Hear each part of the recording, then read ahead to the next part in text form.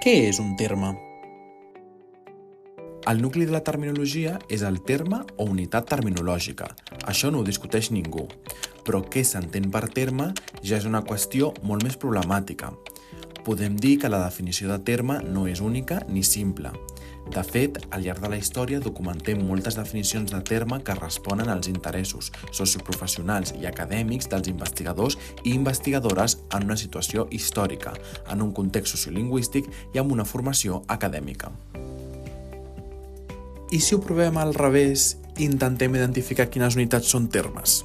Per exemple, davant d'unitats com cardiopatia, biòtop, protoactini o mesosfera, la resposta unànime de la comunitat d'especialistes és que es tracten de termes, però segurament que ja no trobarem tant de consens si la pregunta la fem d'unitats com oïda, terratrèmol, injectar, mineral, per via oral, Júpiter, actozoo, flow yoga, body pump, vertebrat, aflamar, a la brutesca o ADN.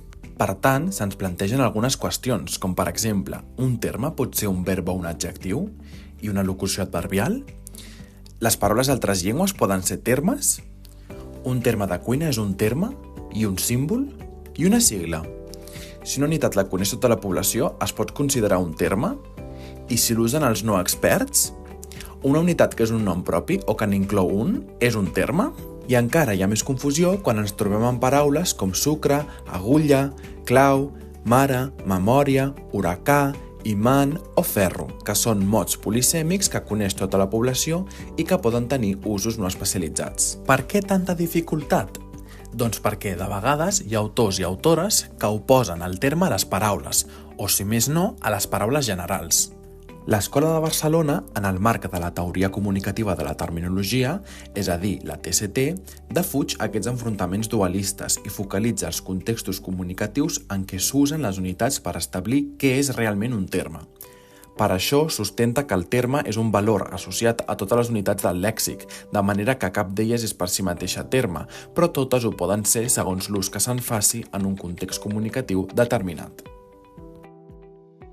Per tant, la proposta de la TCT és que paraules i termes no són unitats diferents, perquè un terme no és una unitat en si mateixa, sinó que és un valor que s'associa a les unitats lèxiques. És un valor que es pot activar o no en una paraula segons la situació comunicativa. Aquest principi del valor terminològic de les paraules constitueix un dels pilars sobre el qual se sustenta la teoria comunicativa de la terminologia. Des d'aquesta perspectiva, doncs, les unitats terminològiques són unitats lèxiques que activen un sentit precís en un context comunicatiu especialitzat determinat. Llavors, la pregunta és: memòria, per exemple, és una paraula general o és una paraula especialitzada? Doncs contestarem depèn. Depèn del context sociocomunicatiu en què s'usi i de la intenció comunicativa de com s'utilitzi. Vegem-ho amb un exemple. A l'anunciat "Avui no ha felicitat la tieta Rosa, quina memòria que tinc, hauré de menjar cues de pansa", memòria no té un valor especialitzat i, per tant, no és un terme.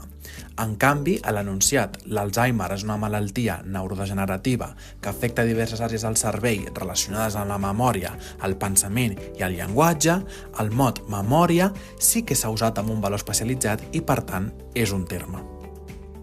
Així, la teoria comunicativa de la terminologia explica per què una mateixa unitat pot ser usada com a terme i, per tant, amb valor especialitzat i com a paraula, sense cap sentit especialitzat. Aquesta teoria també explica quina relació hi ha entre unitats que, tenint la mateixa forma, poden associar-se a àmbits temàtics diferents, amb un significat bàsicament idèntic, però amb alguns elements de diferenciació. Quina categoria gramatical tenen els termes? En el marc de la TCT, la categoria gramatical prototípica que encapsula el coneixement especialitzat és el nom. Per tant, es considera que els termes són fonamentalment unitats lèxiques nominals. Hi ha, però, altres unitats que transmeten significat especialitzat en una comunicació més enllà dels termes? I tant que n'hi ha. Observem, per exemple, aquest fragment d'un text especialitzat. O aquest altre fragment. En aquests textos detectem unitats que vehiculen el coneixement especialitzat, com ara biomassa forestal, canvi climàtic i gestió forestal en el primer fragment, o microplàstic, organisme, sol o PBD en el segon. També observem que fusta i cuc de terra són unitats amb un ús molt més general, però en aquest text tenen un valor especialitzat. Però al costat d'aquests termes també observem que hi ha un símbol com C o una fórmula com CO2, un nom en llatí, uns verbs com ingerir o transferir, un adjectiu com energètic i combinacions recurrents com emissió de CO2, disminució del risc d'incendi, escuma de poliuretà o organismes del sòl. Totes aquestes unitats també ens transmeten un significat especialitzat. Doncs tant a les primeres com a les segones, a totes aquestes unitats que en un text vehiculen significat especialitzat les denominem unitats de significació especialitzada, o UCE. Les UCE poden ser d'una llengua natural articulada o d'un llenguatge artificial consensuat. Poden ser unitats lèxiques o unitats fraseològiques, i les que són unitats lèxiques poden tenir categories diferents. Ara bé, les UCE prototípiques i més freqüents són les unitats terminològiques, que són, prototípicament, paraules de categoria gramatical nominal que activen un valor especialitzat en un context comunicatiu. Aquest quadre recull aquesta diversitat d'unitats de significat especialitzat. Quina estructura tenen els termes? Els termes, com a paraules de la llengua, responen a totes les estructures possibles que poden tenir les unitats lèxiques.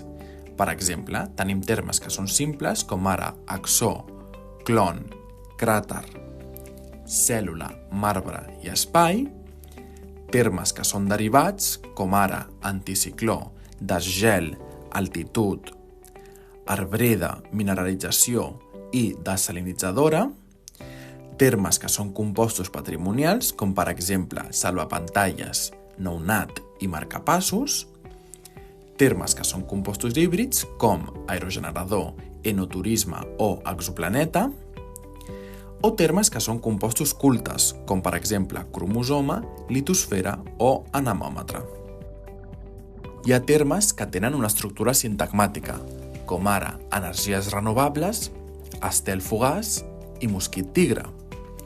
Termes que són sigles, com ara ADN, ABA o GPS, o termes que són acrònims, com per exemple electrolinera o infodèmia.